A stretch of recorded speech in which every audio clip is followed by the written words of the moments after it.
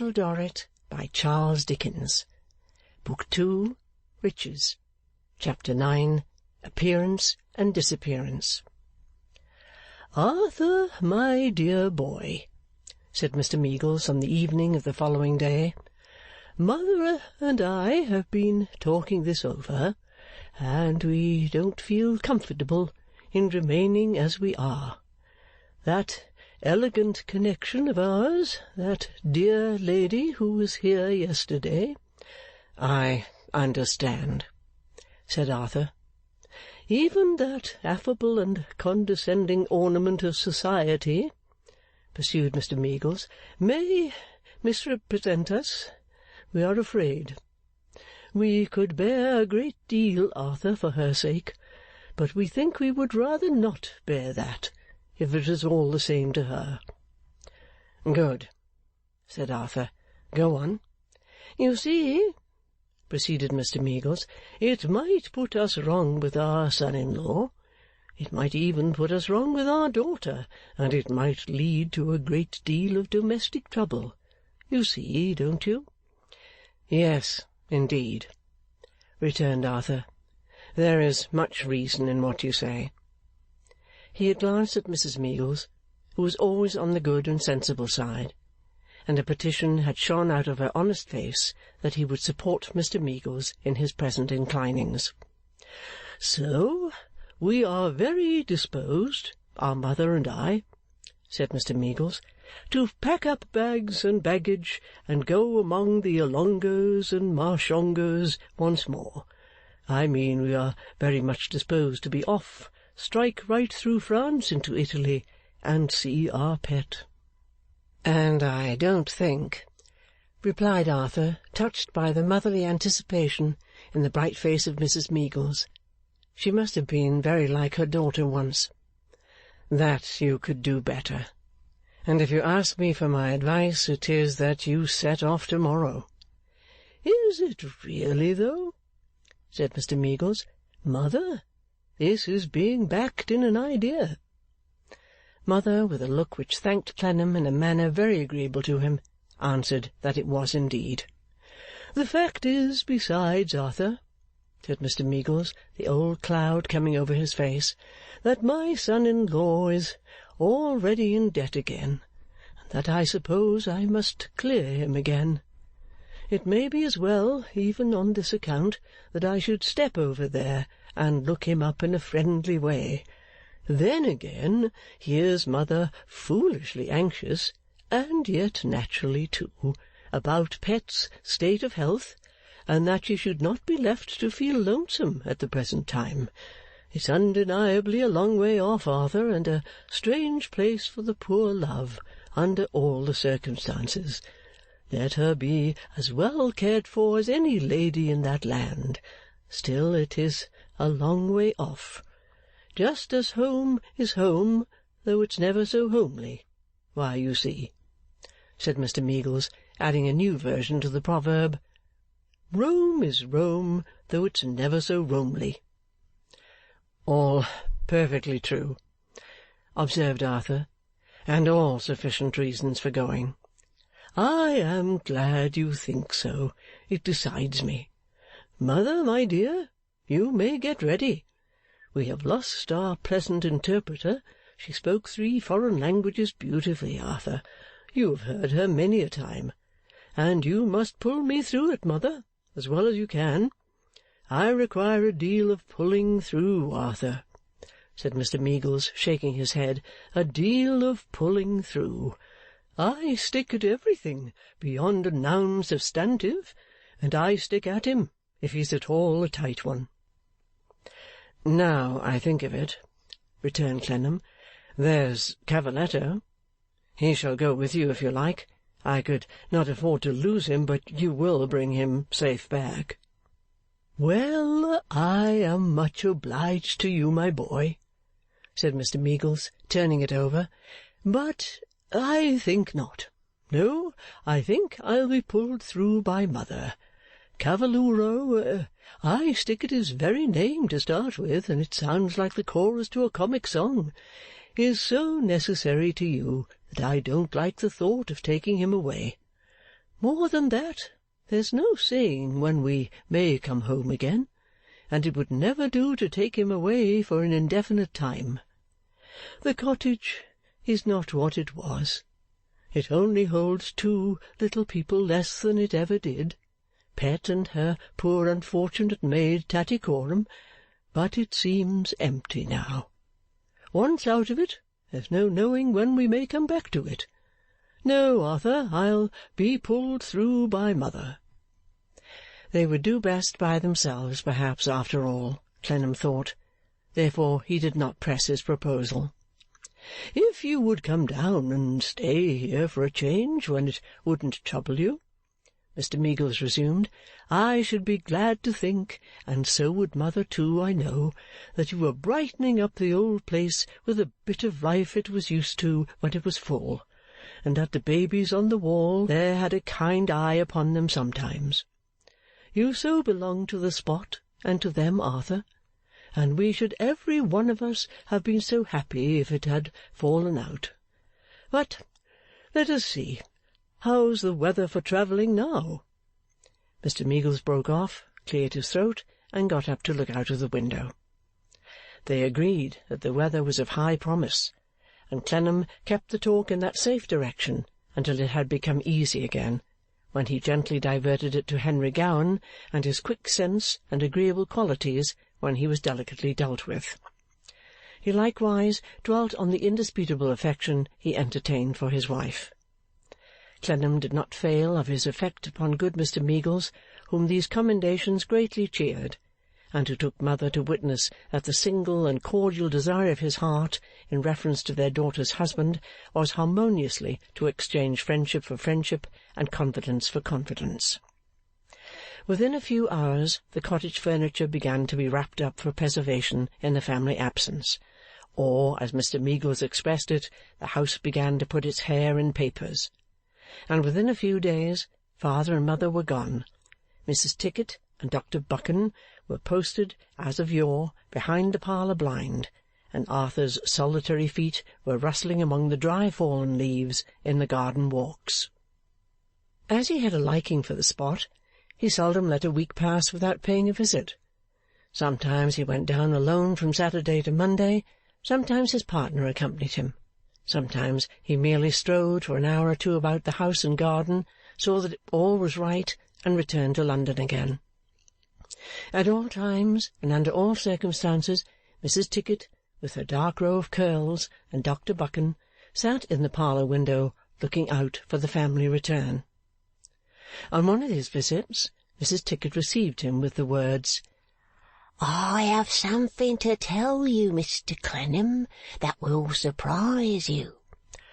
So surprising was the something in question that it actually brought Mrs Tickit out of the parlour window and produced her in the garden walk when Clennam went in at the gate on its being opened for him. What is it, Mrs Tickit? Said he.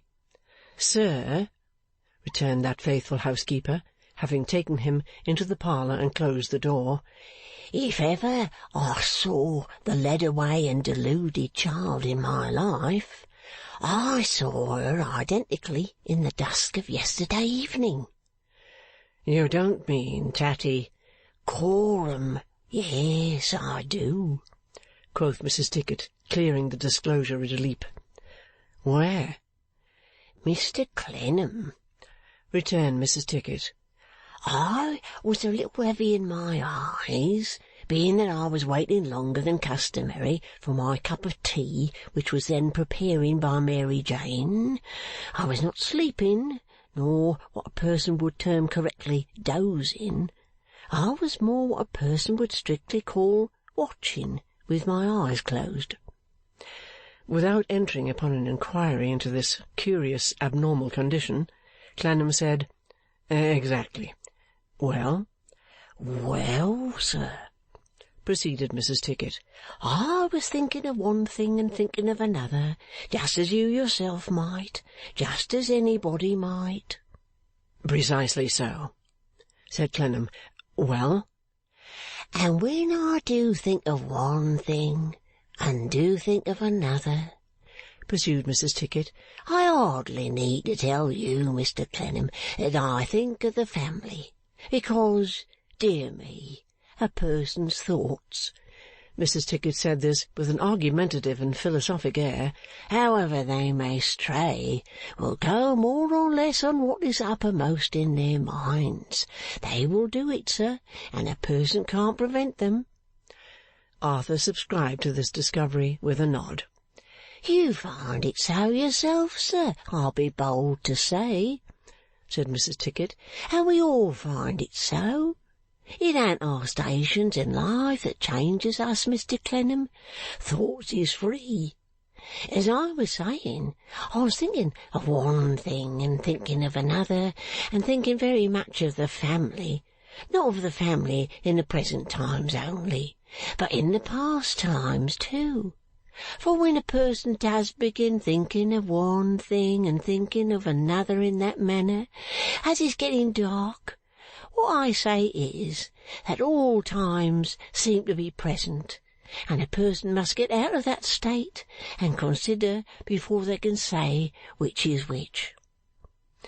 He nodded again, afraid to utter a word lest it should present any new opening to Mrs. Tickit's conversational powers. "In consequence of which," said Mrs. Tickit, "when I quivered me eyes and saw her actual form and figure looking in at the gate, I let 'em close again without so much as starting, for that actual form and figure came so pat to the time when it belonged to the house as much as mine or your own, that I never thought at the moment of its having gone away. But, sir, when I quivered my eyes again and saw that it wasn't there, then it all flooded upon me with a fright, and I jumped up." "You ran out directly?" said Clennam. "I ran out," assented Mrs. Tickit, "as fast as ever my feet would carry me, and if you'll credit it, Mr. Clennam, there wasn't in the whole shining heavens, no, not so much as a finger of that young woman." Passing over the absence from the firmament of this novel constellation, Arthur inquired of Mrs. Tickit if she herself went beyond the gate. "Went to and fro and high and low," said Mrs. Tickit, "and saw no sign of her." He then asked Mrs. Tickit how long a space of time she supposed there might have been between the two sets of ocular quiverings she had experienced. Mrs. Tickit, though minutely circumstantial in her reply, had no settled opinion between 5 seconds and 10 minutes. She was so plainly at sea on this part of the case, and had so clearly been startled out of slumber, that Clennam was much disposed to regard the appearance as a dream. Without hurting Mrs. Tickit's feelings with that infidel solution of her mystery, he took it away from the cottage with him, and probably would have retained it ever afterwards if a circumstance had not soon happened to change his opinion. He was passing at nightfall along the Strand, and the lamplighter was going on before him, under whose hand the street lamps, blurred by the foggy air, burst out, one after another, like so many blazing sunflowers coming into full blow all at once, when a stoppage on the pavement, caused by a train of coal waggons toiling up from the wharves at the river-side, brought him to a standstill. He had been walking quickly, and going with some current of thought, and the sudden check given to both operations caused him to look freshly about him, as people under such circumstances usually do. Immediately he saw in advance a few people intervening, but still so near to him that he could have touched them by stretching out his arm. Tattycoram, and a strange man of a remarkable appearance, a swaggering man, with a high nose and a black moustache as false in its colour as his eyes were false in their expression, who wore his heavy cloak with the air of a foreigner. His dress and general appearance were those of a man on travel, and he seemed to have very recently joined the girl. In bending down, being much taller than she was, listening to whatever she said to him, he looked over his shoulder with the suspicious glance of one who was not unused to be mistrustful that his footsteps might be dogged. It was then that Clennam saw his face, as his eyes lowered on the people behind him in the aggregate, without particularly resting upon Clennam's face or any other. He had scarcely turned his head about again, and it was still bent down, listening to the girl, when the stoppage ceased and the obstructed stream of people flowed on. Still bending his head and listening to the girl, he went on at her side, and Clennam followed them, resolved to play this unexpected play out and see where they went.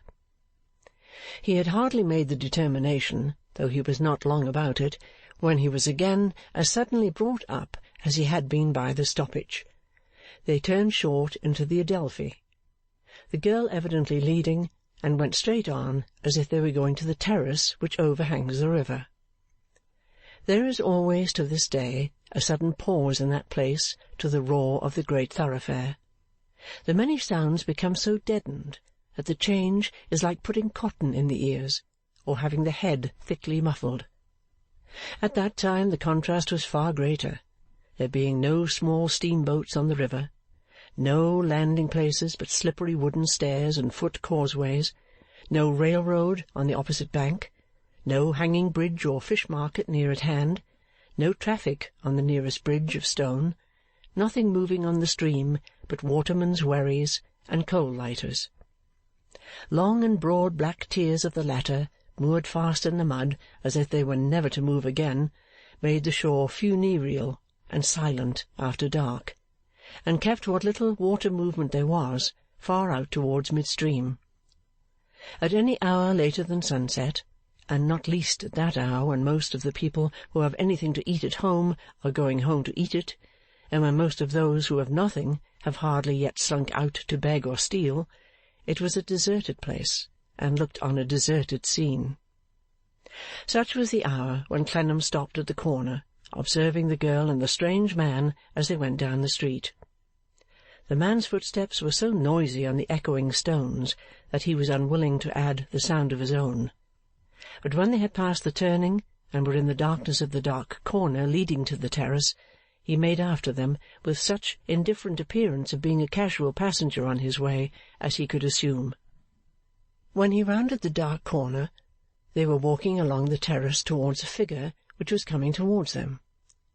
If he had seen it by itself, under such conditions of gas-lamp mist and distance, he might not have known it at first sight, but with the figure of the girl to prompt him, he at once recognized Miss Wade. He stopped at the corner, seeming to look back expectantly up the street as if he had made an appointment with someone to meet him there, but he kept a careful eye on the three. When they came together, the man took off his hat and made Miss Wade a bow. The girl appeared to say a few words, as though she presented him, or accounted for his being late, or early, or what not, and then fell back a pace or so behind by herself. Miss Wade and the man then began to walk up and down, the man having the appearance of being extremely courteous and complimentary in manner, Miss Wade having the appearance of being extremely haughty. When they came down to the corner and turned, she was saying, "If I pinch myself for it, sir, that is my business. Confine yourself to yours, and ask me no question." "By heaven, ma'am," he replied, making her another bow, "it was my profound respect for the strength of your character and my admiration of your beauty." "I want neither the one nor the other from any one," said she, "and certainly not from you of all creatures. Go on with your report." "Am I pardoned?" he asked with an air of half-abashed gallantry. "You are paid," she said, "and that is all you want." Whether the girl hung behind because she was not to hear the business, or as already knowing enough about it, Clennam could not determine. They turned, and she turned. She looked away at the river as she walked with her hands folded before her, and that was all he could make of her without showing his face. There happened, by good fortune, to be a lounger really waiting for some one, and he sometimes looked over the railing at the water, and sometimes came to the dark corner and looked up the street, rendering Arthur less conspicuous. When Miss Wade and the man came back again, she was saying, "You must wait until to-morrow." "1,000 pardons?" he returned. "My faith! Then it's not convenient to-night?" "No, I tell you I must get it before I can give it to you.' She stopped in the roadway, as if to put an end to the conference. He, of course, stopped too, and the girl stopped. 'It's a little inconvenient,' said the man. 'A little, but holy blue, that's nothing in such a service. I am without money to-night by chance. I have a good banker in this city, but I would not wish to draw upon the house until the time when I shall draw for a round sum.' 'Harriet,' said Miss Wade, 'arrange with him, this gentleman here, for sending him some money to-morrow.'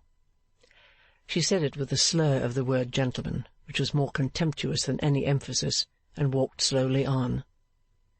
The man bent his head again, and the girl spoke to him as they both followed her. Clennam ventured to look at the girl as they moved away. He could note that her rich black eyes were fastened upon the man with a scrutinizing expression, and that she kept at a little distance from him as they walked side by side to the further end of the terrace. A loud and altered clank upon the pavement warned him, before he could discern what was passing there, that the man was coming back alone. Clennam lounged into the road towards the railing, and the man passed at a quick swing, with the end of his cloak thrown over his shoulder, singing a scrap of a French song. The whole vista had no one in it now but himself. The lounger had lounged out of view, and Miss Wade and Tattycoram were gone. More than ever bent on seeing what became of them, and on having some information to give his good friend Mr Meagles, he went out at the further end of the terrace, looking cautiously about him. He rightly judged that, at first at all events, they would go in a contrary direction from their late companion. He soon saw them in a neighbouring by-street, which was not a thoroughfare, evidently allowing time for the man to get well out of their way. They walked leisurely, arm in arm, down one side of the street, and returned on the opposite side. When they came back to the street corner, they changed their pace for the pace of people with an object and a distance before them, and walked steadily away. Clennam, no less steadily, kept them in sight. They crossed the Strand, and passed through Covent Garden, under the windows of his old lodging where dear Little Dorrit had come that night, and slanted away north-east, until they passed the great building whence Tattycoram derived her name, and turned into the Gray's Inn Road. Clennam was quite at home here, in the right of Flora, not to mention the Patriarch and Pancks, and kept them in view with ease. He was beginning to wonder where they might be going next, when that wonder was lost in the great wonder with which he saw them turn into the Patriarchal Street. That wonder was in its turn swallowed up on the greater wonder with which he saw them stop at the Patriarchal door. A low double knock at the bright brass knocker, a gleam of light into the road from the opened door, a brief pause for inquiry and answer, and the door was shut, and they were housed. After looking at the surrounding objects for assurance that he was not in an odd dream, and after pacing a little while before the house, Arthur knocked at the door. It was opened by the usual maidservant, and she showed him up at once, with her usual alacrity, to Flora's sitting-room. There was no one with Flora but Mr F.'s aunt, which respectable gentlewoman, basking in a balmy atmosphere of tea and toast, was ensconced in an easy-chair by the fireside, with a little table at her elbow, and a clean white handkerchief spread over her lap, on which 2 pieces of toast at that moment awaited consumption. Bending over a steaming vessel of tea, and looking through the steam, and breathing forth the steam like a malignant Chinese enchantress engaged in the performance of unholy rites, Mr F.'s aunt put down her great teacup and exclaimed, "Drat him, if he han't come back again!" It would seem from the foregoing exclamation that this uncompromising relative of the lamented Mr F., measuring time by the acuteness of her sensations and not by the clock, supposed Clennam to have lately gone away, whereas at least 1/4 of a year had elapsed since he had had the temerity to present himself before her. "My goodness, Arthur!" cried Flora, rising to give him a cordial reception. Doyce and Clennam, what a start and a surprise! For though not far from the machinery and foundry business, and surely might be taken sometimes if at no other time about midday, when a glass of sherry and a humble sandwich of whatever cold meat and larder might not come amiss, nor waste the worse for being friendly, for you know you buy it somewhere, and wherever thought a profit must be made, or they would never keep the place that stands to reason without a motive still never seen and learnt now not to be expected. For, as Mr. F. himself said, if seeing is believing, not seeing is believing too, and when you don't see you may fully believe you're not remembered. Not that I expect you, Arthur Doyce Clennam, to remember me. Why should I, for the days are gone? But bring another teacup here directly and tell her French toast and place it near the fire. Arthur was in the greatest anxiety to explain the object of his visit, but was put off for the moment, in spite of himself, by what he understood of the reproachful purport of these words, and by the genuine pleasure she testified in seeing him. "And now, pray tell me something all you know," said Flora, drawing her chair near to his, "about the good dear quiet little thing, and all the changes of her fortunes, carriage, people, now no doubt, and horses without number, most romantic a coat of arms of course, and wild beasts on their hind legs, showing it as if it was a copy they had done with mouths from ear to ear. Good gracious! And has she her health, which is the first consideration after all, for what is wealth without it, Mr. F. himself so often saying, when his twinges came, that 6pence a day, and find yourself at no gout so much preferable, not that he could have lived on anything like it, being the last man, or that the previous little thing, though far too familiar an expression now, had any tendency of that sort, much too slight and small, but looked so fragile, Bessa." Mr. F.'s aunt, who had eaten a piece of toast down to the crust, here solemnly handed the crust to Flora, who ate it for her as a matter of business. Mr. F.'s aunt then moistened her 10 fingers in slow succession at her lips, and wiped them in exactly the same order on the white handkerchief, then took the other piece of toast and fell to work upon it. While pursuing this routine, she looked at Clennam with an expression of such intense severity that he felt obliged to look at her in return, against his personal inclinations. "She is in Italy with all her family, Flora," he said, when the dreaded lady was occupied again. "In Italy? Is she really?" said Flora.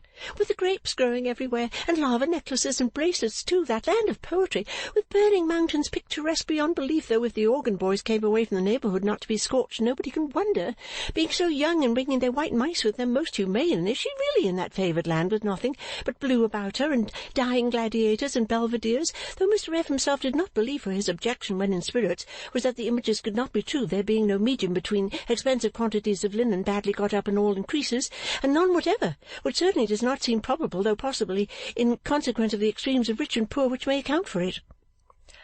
Arthur tried to edge in a word, but Flora hurried on again. "Venice preserved too," said she.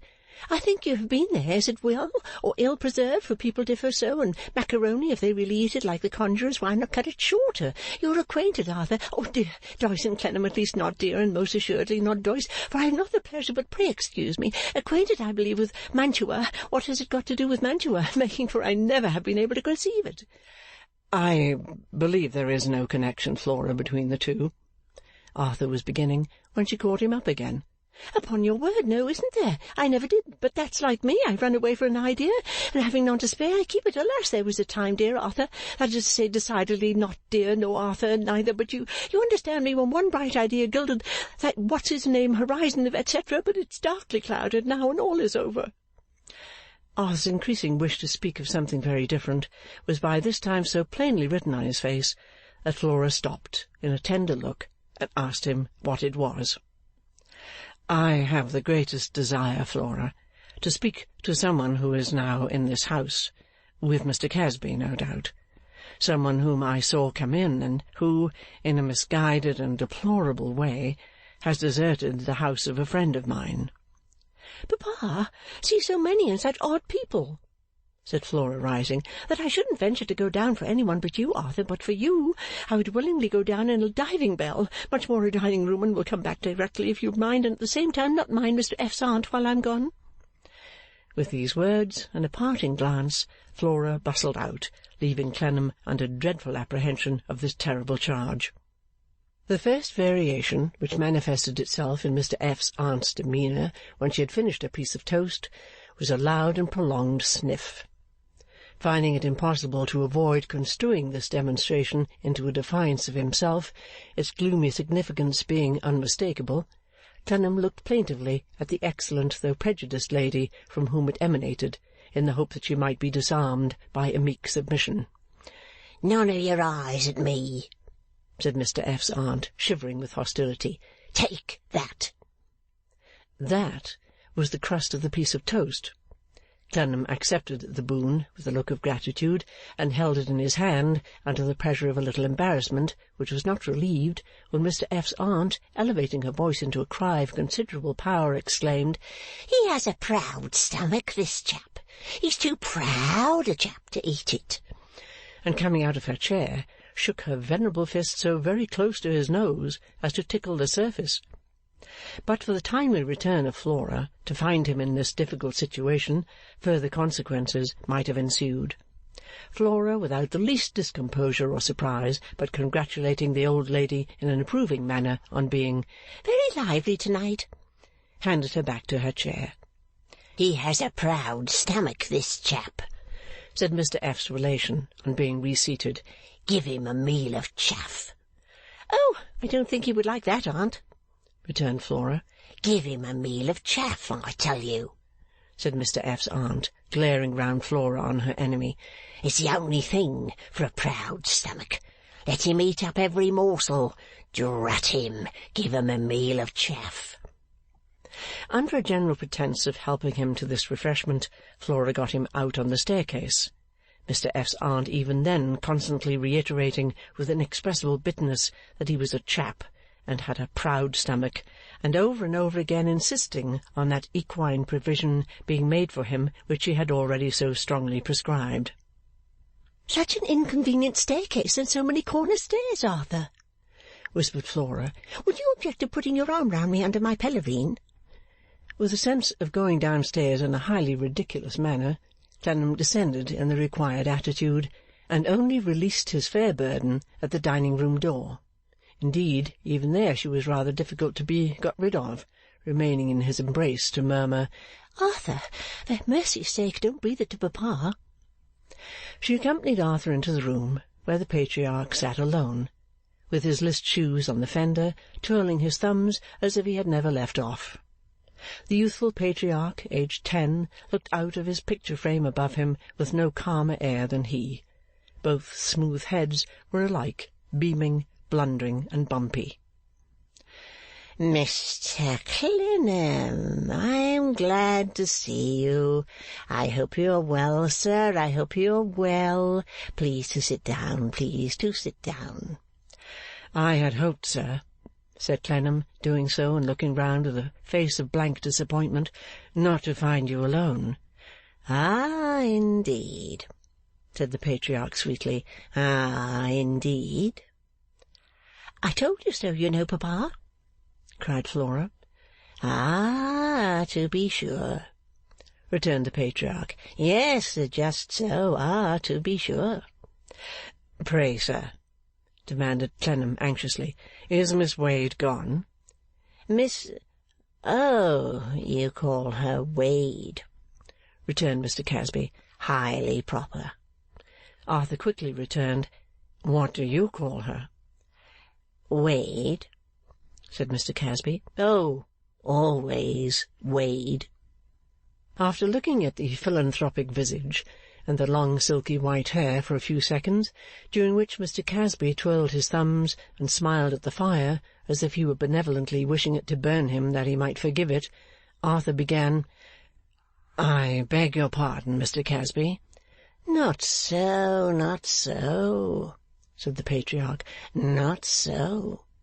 "But Miss Wade had an attendant with her, a young woman brought up by friends of mine, over whom her influence is not considered very salutary, and to whom I should be glad to have the opportunity of giving the assurance that she has not yet forfeited the interest of those protectors."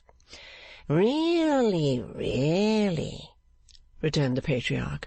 "Will you, therefore, be so good as to give me the address of Miss Wade?" "Dear, dear, dear," said the Patriarch. "How very unfortunate! If you had only sent in to me when they were here. I observed the young woman, Mr Clennam. A fine, full-coloured young woman, Mr Clennam, with very dark hair and very dark eyes, if I mistake not. If I mistake not?' Arthur assented, and said once more with new expression, 'If you would be so good as to give me the address.' 'Dear, dear, dear!' exclaimed the Patriarch in sweet regret. 'Tut, tut, tut! What a pity! What a pity! I have no address, sir. Miss Wade mostly lives abroad, Mr Clennam. She has done so for some years, and she is, if I may say so of a fellow creature and a lady, fitful and uncertain to a fault, Mr Clennam. I may not see her again for a long, long time. I may never see her again. What a pity, what a pity!' Clennam saw now that he had as much hope of getting assistance out of the portrait as out of the Patriarch, but he said, nevertheless, 'Mr Casby, could you, for the satisfaction of the friends I have mentioned, and under any obligation of secrecy that you may consider it your duty to impose, give me any information at all touching Miss Wade? I have seen her abroad, and I have seen her at home, but I know nothing of her. Could you give me any account of her whatever?' 'None,' returned the Patriarch, shaking his big head with his utmost benevolence. 'None at all. Dear, dear, dear! What a real pity that she stayed so short a time and you delayed. As confidential agency business, I have occasionally paid this lady money, but what satisfaction is it to you, sir, to know that?' 'Truly, none at all,' said Clennam. 'Truly,' assented the Patriarch, with a shining face, as he philanthropically smiled at the fire. 'None at all, sir. You hit the wise answer, Mr Clennam. Truly, none at all, sir.' His turning of his smooth thumbs over one another as he sat there was so typical to Clennam of the way in which he would make the subject revolve if it were pursued, never showing any new part of it, nor allowing it to make the smallest advance, that it did much to help to convince him of his labour having been in vain. He might have taken any time to think about it, for Mr Casby, well accustomed to get on anywhere by leaving everything to his bumps and his white hair, knew his strength to lie in silence. So there Casby sat, twirling and making his polished head and forehead look largely benevolent in every knob. With this spectacle before him, Arthur had risen to go, when from the inner dock, where the good ship Pancks was hove down when out in no cruising ground, the noise was heard of that steamer labouring towards him.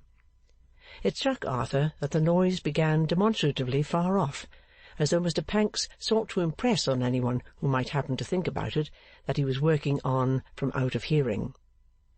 Mr Pancks and he shook hands, and the former brought his employer a letter or two to sign. Mr Pancks, in shaking hands, merely scratched his eyebrow with his left forefinger and snorted once, but Clennam, who understood him better now than of old, comprehended that he had almost done for the evening and wished to say a word to him outside. Therefore, when he had taken his leave of Mr Casby, and, which was a more difficult process, of Flora, he sauntered into the neighbourhood on Mr Pancks's line of road. He had waited but a short time when Mr Pancks appeared. Mr Pancks shaking hands again with another expressive snort, and taking off his hat to put his hair up, Arthur thought he received his cue to speak to him as one who knew pretty well what had just now passed. Therefore he said, without any preface, 'I suppose they were really gone, Pancks?' 'Yes,' replied Pancks, 'they were really gone.' 'Does he know where to find that lady?' 'Can't say. I should think so.' Mr Pancks did not? No, Mr Pancks did not. Did Mr Pancks know anything about her? 'I expect,' rejoined that worthy, 'I know as much about her as she knows about herself. She is somebody's child, anybody's, nobody's. Put her in a room in London here with any 6 people old enough to be her parents, and her parents may be there, for anything she knows. They may be in any house she sees. They may be in any churchyard she passes. She may run up against 'em in any street. She may make chance acquaintance of 'em at any time, and never know it.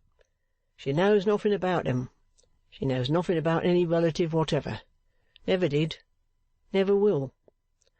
Mr. Casby could enlighten her, perhaps? Maybe, said Pancks. I expect so, but don't know. He has long had money, not overmuch as I make out, in trust to dole out to her when she can't do without it. Sometimes she's proud and won't touch it for a length of time. Sometimes she's so poor that she must have it. She writhes under her life. A woman more angry, passionate, reckless, and revengeful never lived. She came for money tonight, said she had peculiar occasion for it. I think, observed Clennam, musing, I, by chance, know what occasion. I mean into whose pocket the money is to go. Indeed, said Pancks. If it's a compact, I'll recommend that party to be exact in it. I wouldn't trust myself to that woman, young and handsome as she is, if I had wronged her. No, not for twice my proprietor's money. Unless, Pancks added as a saving clause, I had a lingering illness on me and wanted to get it over. Arthur, hurriedly reviewing his own observation of her, found it to tally pretty nearly with Mr. Panks's view. The wonder is to me, pursued Pancks, that she has never done for my proprietor, as the only person connected with her story she can lay hold of. Mentioning that, I may tell you, between ourselves, that I am sometimes tempted to do for him myself. Arthur started and said, Dear Mr. Pancks, don't say that. Understand me, said Pancks, extending 5 cropped coaly fingernails at Arthur's arm. I don't mean cut his throat, but by all that's precious, if he goes too far, I'll cut his hair.